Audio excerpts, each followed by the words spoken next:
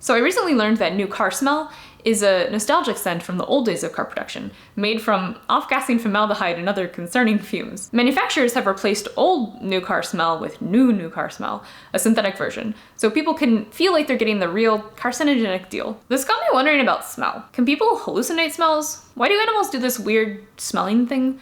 What is something called scatole doing in perfumes? I also had some linguistic concerns, like, do we all smell in other languages? Join me as I share my findings.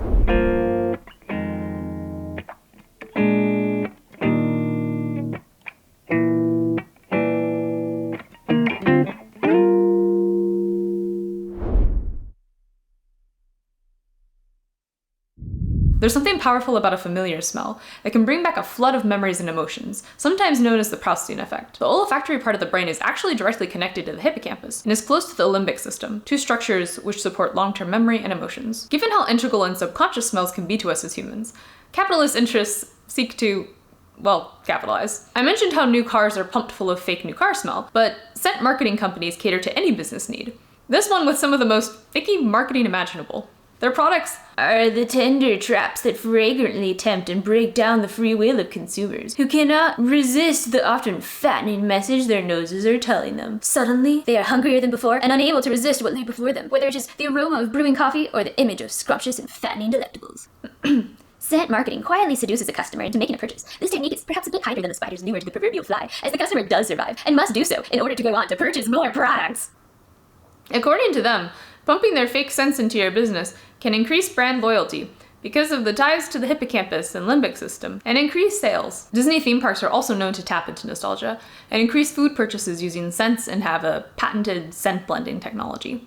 So clearly these companies aren't pumping out tiny apple pies. So how does one capture the essence of an apple pie? There are these volatile organic compounds that contribute to the smells of food. For example, esters contribute to the smells of fruit and dairy. When isolated, they can be combined to approximate the smells of the foods they came from. For example, the ubiquitous green apple is hexyl acetate. Since actual fruits have many VOCs that contribute to their aroma, such as apples that have over 300, it makes sense that just picking a few wouldn't always perfectly capture the essence of an actual cherry or banana. One way fragrance chemists determine what chemicals contribute to the aroma of a plant or food is using a headspace dome. This traps the VOCs in a vacuum-sealed space, allowing for their collection using solvents or absorbent material, for later gas chromatography or mass spectrometry for identification. This is much easier for pinning down the actual smelly chemicals, as opposed to just testing the whole plant and guessing. How do you say nose in French? In French, that's nez. Anything else you want me to translate? No. Stop. There are olfactory artists, skilled in the mixing of scents. A perfumer, also known as a nose or a is someone so skilled in the art of smell they are capable of conveying abstract concepts and moods with compositions. They may use a perfume organ for their compositions. One of the scents at their disposal, used to give a musky note, is the hyraceum, or African stone, or petrified excrement of the rock hyrax.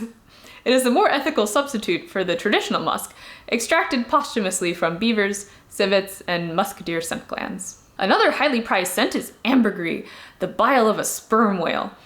It's excreted by the intestines of the whale, and since it is often encasing the sharp beaks of giant squids, scientists hypothesize it is excreted as gastric protection. There's a much sadder theory that ambergris is formed when cephalopod parts and parasites cause a blockage in the whale's colon, causing the death of the animal, and the ambergris eventually floats to the surface from the whale fall. Whatever the source, I really want to smell it. I've read about it multiple times, and every time I'm fascinated. It starts out with a marine fecal odor. It acquires a sweet, earthy scent as it ages, commonly likened to the fragrance of isopropyl alcohol without the vaporous chemical astringency. That makes me so curious! Another fecal odor instrument of le is scatole, or one of the chemicals that gives the strong, fragrant odor to animal feces and some varieties of skunkweed. Though, interestingly, in lower concentrations, it contributes to the smell of jasmine and citrus blossoms. Have you ever noticed how we've got lots of light and sound emitters, but not a lot for smell?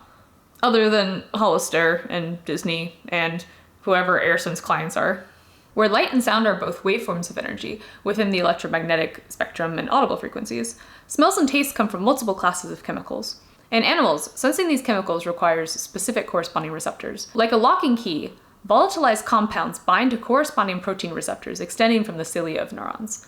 This locking initiates electrical signals to the brain. An example of how specific the locking key are can be seen in different people's response to cilantro, also known as coriander. Some people, like me, find it has a pleasant herbal smell, while others find it soapy or rotten smelling. The difference lies in the presence or absence of the OR6A2 gene. It encodes a receptor that is highly sensitive to aldehyde chemicals. Flavor chemists have found that the coriander aroma is created by a half dozen substances, most of which are aldehydes.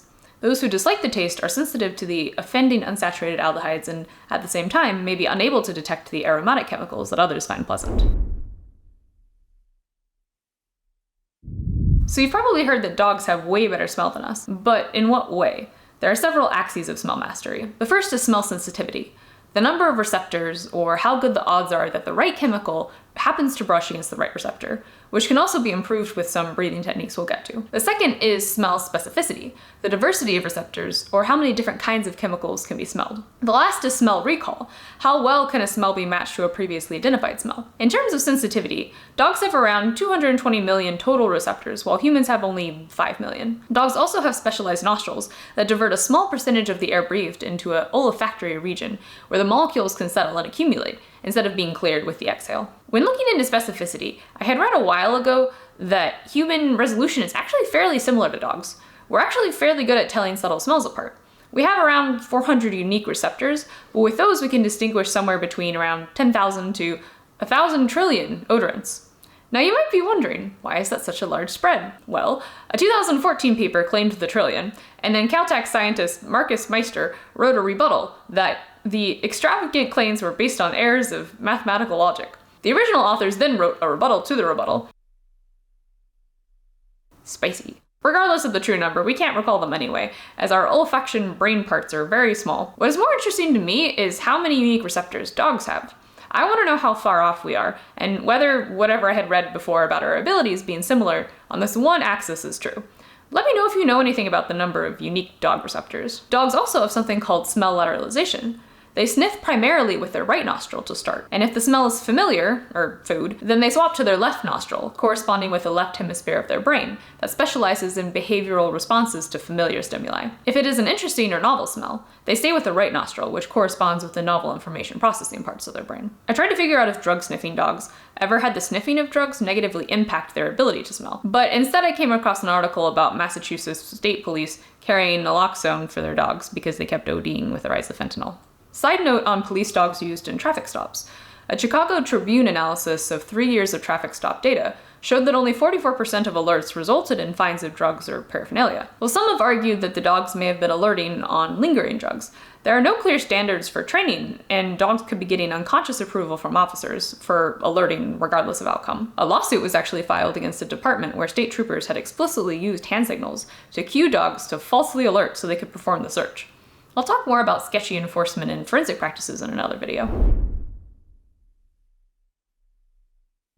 Back to animal smells. Most animals rely on smell much more strongly than humans, particularly for finding food or interspecies communication. Many tetrapods have special vomeronasal or Jacobson's organs that specialize in identifying VOCs from other animals, predators, prey, or sex pheromones from conspecifics. Snakes use their tongue to bring scents back to their VNO to find prey. Some mammals, including ungulates and felids, have a special way of inhaling compounds to their VNO. They lift their head and pull back their lips in what is known as the Flehmen response. The word originates from the German word Flehmen, to bare the upper teeth.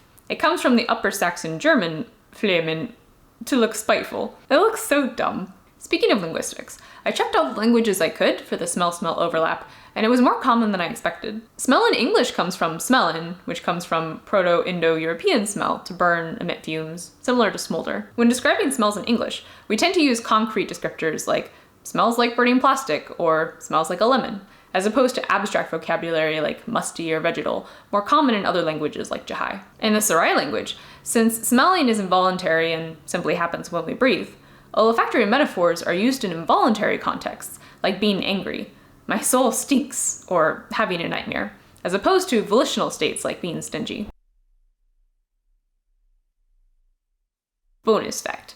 I had a bunny who relied on her sense of smell over her sight. I would put a banana in front of her and then move it away, and she would continue to bite into the air searching for it despite having seen me remove it. We generally rely on our sight as our sense of truth, such that we might ignore smells if we don't see evidence. Some people experience phantasmia or olfactory hallucinations, the most common of which, unfortunately, are burnt or foul-smelling odors. I thought I had it once, but it turned out I had a sinus infection, so my nose just smelled bad. Smell you later.